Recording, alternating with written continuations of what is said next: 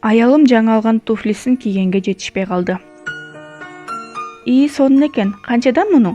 Акыркысы калды эже, сизге 1000 сом кылып берем. Кымбат 900гө берсең алып кетем. Макул, көңүлүңүз оорубасын, алыңыз.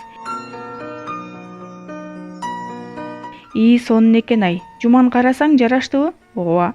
Назирага туфли аябай жакты. Үйгө келип кечке кармалап олтурду. Балдар көрөйүн десе да берген жок. Эртең жумушка кийип барасыңбы? Жок муну мындай күндөрдө кийбейт. Кийин жакшылыктарга кийип барам. Коробкасына салып бекитип койду. 2 жыл өттү. Канчалаган тойго бардык. Ана кийем, мына кийем деп аяп жүрүп такыр кийген жок. Сурасам убактысы келе элек деп коет. Жаңы бойдон шкафта турду. Алло, Жуман Мамбетов бекен? Ооба.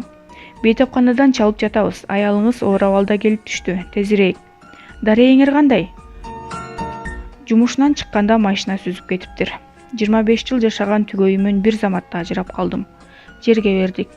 Чоң үйдө жалгыз калдым. Балдар эбак чоңойгон, өз турмуштары бар. Шкафты ачтым. Баягы туфли көзүмө урунду. Коробкасын ачсам ошол бойдон жаңы. Туфлини кучактап катуу бакырып ыйлап кирдим. Назира эми убактысы келгендир. Биз адамдар жашообузду дайыма эртеңкиге калтыра берет экенбиз. Балдар чоңойсун, кредит бүтсүн, жаз келсин деп ар кайсы шылтоону айтып азыр бактылуу болуудан качабыз. Эртең менен кечти күтөбүз, кечинде таңды күтөбүз.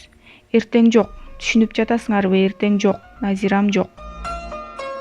Кооз идиштерди, туфлини, кийимдерди өзүбүздөн аяйбыз. Ыңгайлуу учурду күтөбүз.